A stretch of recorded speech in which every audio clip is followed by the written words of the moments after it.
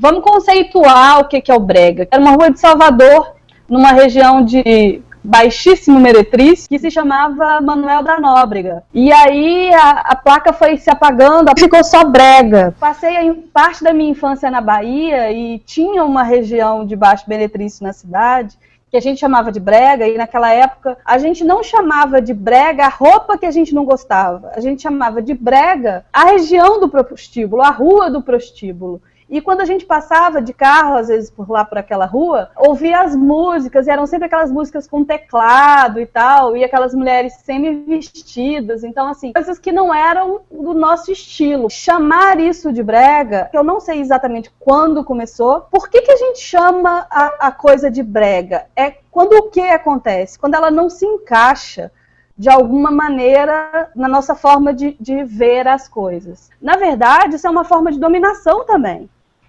É uma forma de dizer, fulano sabe de tudo, tem o poder. Beltrano, que não tem acesso a essa informação, que não tem acesso a esse tipo de roupa ou a esse tipo de móvel, não sabe de nada e é brega. No fundo, o brega é uma coisa, é uma opinião temporária que não é absoluta, ela é relativa. Parece uma parede lambrecada. Fica e assim, a poeira que junta. A textura tem que agarrar no brega, então ela vem assim. Tijolo, né? A cor de tijolo. Mostarda, exatamente. A minha pergunta é assim, pra que você fez uma parede com textura? A textura é falsa, né? Ela não é real. Não é uma textura que tá ali, é uma textura que você lambrecou a parede. Imitação de madeira. Porcelanato que imita madeira. Fórmica que finge que é madeira. Se não é madeira, por que você não faz uma outra coisa diferente disso? Porque assim, não significa que o material seja ruim, mas a imitação da madeira é que não me desce. Eu até entendo, tá? Muita gente coloca em casa, fica super assim... É prático, passa batida, é prático, dá pra lavar, melhor do que madeira, tem uma resistência melhor. Gente, mas tem rejunte, não é madeira. Você olha e não... igualzinho madeira. Não, passa batido. Igualzinho não é. Se você tá realmente tentando imitar e parecer demais com madeira, e não é madeira, é uma mentira. Se imitação não é legal, se imitação é cafona, é fácil colocar a flor de plástico na categoria de cafona. Porque, afinal de contas, é uma imitação de uma flor, não é uma flor real. Entretanto, eu acho que existem flores de plástico, que na verdade hoje em dia não são de plástico, são de tecido, que cumprem o seu papel. Mas não pode fazer isso com uma flor propositalmente falsa? Por exemplo, um tecido estampado, em vez de ser um tecido que finge que é uma flor? Pode, mas tem paredes verdes incríveis feitas com plantas artificiais. Eu considero bacana, eu acho legal sim, porque a parede... O que acontece com a parede verde natural, muitas vezes, principalmente quando a gente vem em mostra, quem é ambiente fechado, ela fica 2 dias legal. No 3º dia a planta já está morrendo. Porque era pra planta tá ali, não está adequado, não tem iluminação adequada e tal. Então, assim, mas por isso que eu acho que não tinha que estar ali, nem a natural nem a artificial, não cabe. Se não é um lugar que é natural para uma planta sobreviver, não tem que ter planta ali, minha opinião, né? É o campo do eu acho. Eu acho que é um recurso que, se bem utilizado, ele fica bem bacana. Eu acho diferente da madeira, mas realmente é o campo do eu acho. Então, assim, a gente não é nenhum dono da verdade para poder falar, é cafona madeira artificial, a imitação de madeira, mas não é cafona a planta artificial. Qual é a coerência disso? Eu acho que no final das contas é gosto, é o eu acho. Samambaia, que é planta natural, já foi super moda, é cafona ou não é? Não, não é. Olha, tem 2 coisas que eu não entendo ser cafona, planta e comida.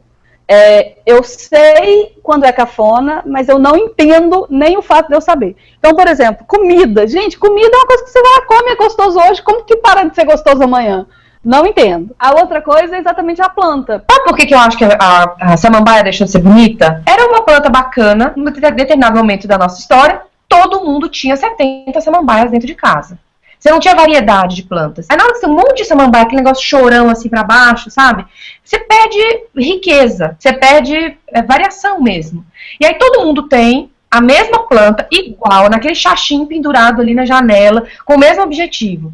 O negócio, tipo, vira brega. Agora, se você pega a samambaia e faz um uso dela autêntico, diferente, que tem a ver com o conceito da sua decoração, que tem a ver com a sua casa, que tem a ver com você, Não tem como ser brega. Quando que a samambaia saiu de moda? Foi nos anos 80. Antes disso, o artesanal era bacana. O artesanato que a gente fazia, o crochê em casa e tal.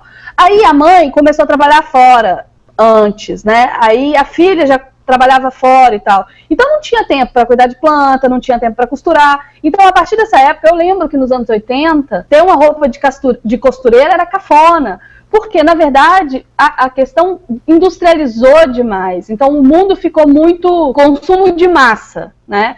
E essas coisas que levam tempo saíram de moda, deixaram de ser interessantes. Então, elas foram associadas a quem se perdeu no tempo, né? A quem ficou lá para trás e a mãe que está costurando para ela, e não que ela saiu para comprar como todo mundo faz. Exatamente. Então, a planta, nos anos 80, que as pessoas mais tinham, que eram mais populares, eram as samambaias. Então, no tempo, não tenho mais planta em casa, ela virou o símbolo do que não é legal ter em casa, que era a planta. Coitadinha da samambaia. Ela deixou de ser bacana, virou cafona, mas graças a Deus ela voltou e tá todo mundo interessado também. Eu acho bacana, eu vou te falar que eu acho engraçado. O que me faz achar bacana a escultura de jardim é a pessoa que está por trás da escultura. É quem colocou aquilo ali.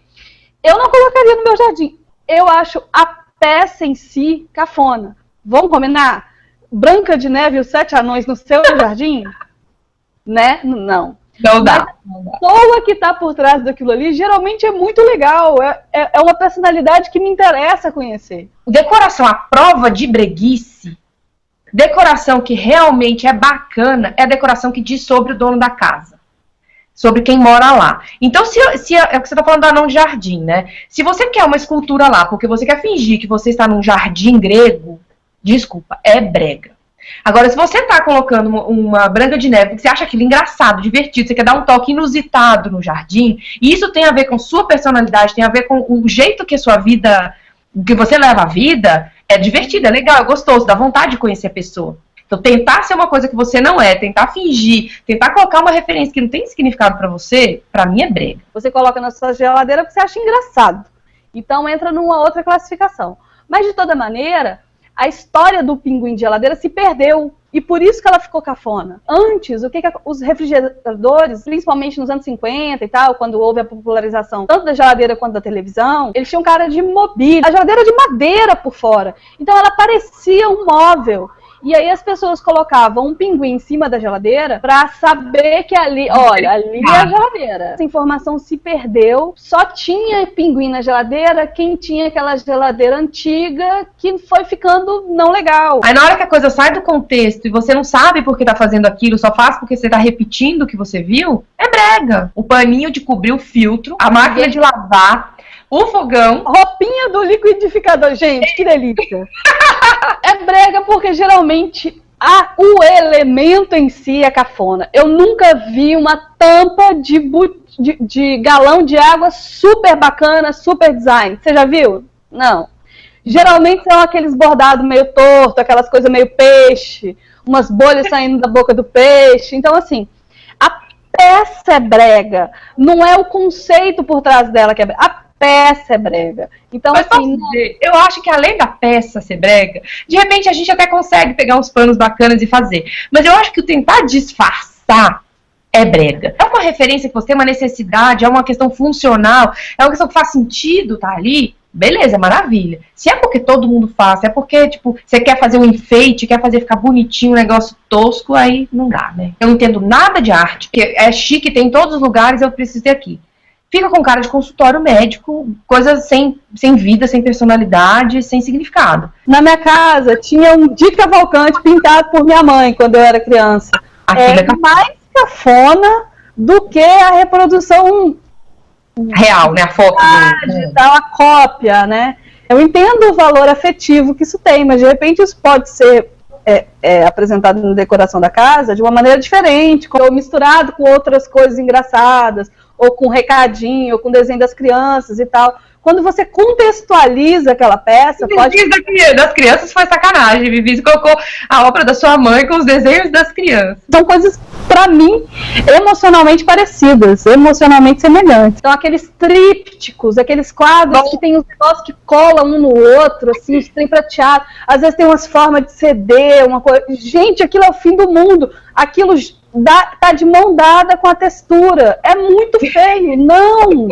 Por favor! É muito falta de referência, muitas vezes. Uma pessoa que nunca estudou arte, que não entende de arte, ela olha para aquilo e de repente ela olha e fala, putz, que bonito. É um negócio diferente, é chique, é abstrato. Arte abstrata, isso é chique. E ela não entende nada de arte, ela não tem referência. E definir o que é brega ou não, que a gente estava falando que é uma certa dominação, né, uma ferramenta de dominação, você está falando isso, você entende de arte? Você estudou arte, isso faz parte da sua vida. Então você olha, você consegue ser crítica com essa arte e falar, isso não serve. Agora, uma pessoa que não entende nada de arte, olha, acha bonito, nossa, vou ter uma arte na minha casa. E coloca aquilo. Vê tanta gente comprando que pensa, deve ser bacana. Não, não é bacana. Não é. Ninguém merece. Não é legal. É uma coleção de ácaro, é uma coleção de coisa para deixar a pessoa com alergia, com asma. Não representa uma coisa legal.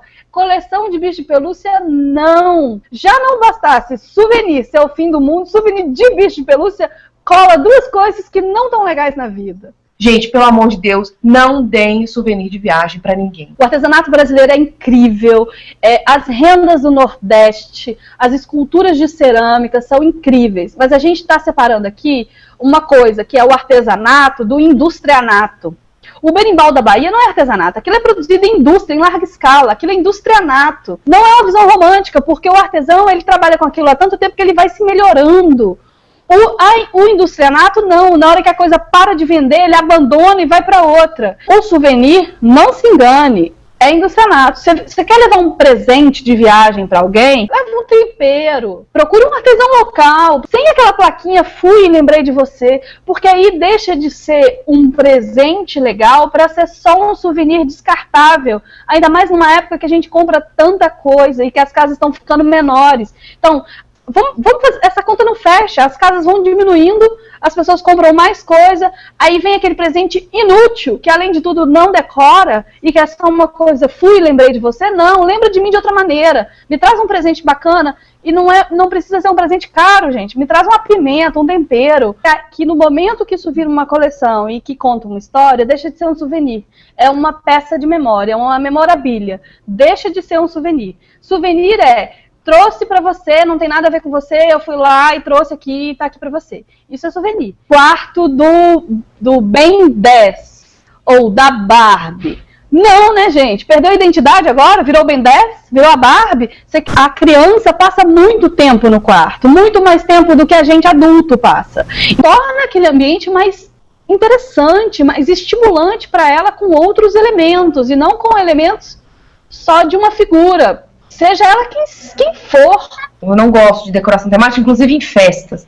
Eu acho que você pode ser muito mais criativo.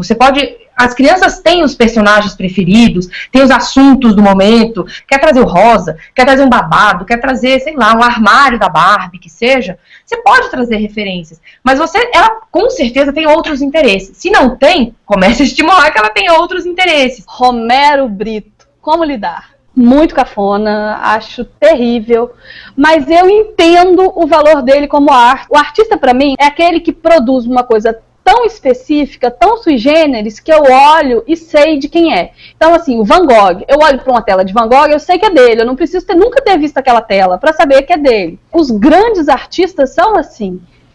É indiscutível que o Romero Brito é um desses caras, que ele tem uma obra sui generis que você identifica com ele e mais ninguém. Eu não gosto, mas aí quando eu vou me questionar os motivos de eu não gostar, o excesso de cor, a simplicidade dos traços, eu não gosto hoje. Talvez daqui a 100 anos, se eu tivesse numa outra vida, eu vá achar isso interessante. Mas hoje eu acho cafona, hoje não entra na minha casa. Mas eu também acho a Beatriz Milhazes tão cafona quanto. Ele criou uma estampa, que é o que a Vivi falou, você reconhece em todos os lugares. E ele tem seu mérito de, cara, ele conquistou o mundo, ele criou uma coisa que não é indiscutível. Só que o meu ponto do Romero Brito popularizou. Para mim, deixou de ser uma obra de arte no conceito de ser exclusivo, de ser pensada, de ser sofisticada, e virou popular. Agora, eu colocar um abraço na cabeceira da minha cama, não. Nunca. Jamais. Mas é isso, a gente muda de opinião, a gente aumenta as referências, e às vezes a gente se cansa de uma referência de tanto que vê, e é isso. Afinal de contas, a gente precisa ser essa metamorfose ambulante. Tchau pra vocês! Tchau, beijo. Beijo, Manu. Tchau! Beijo.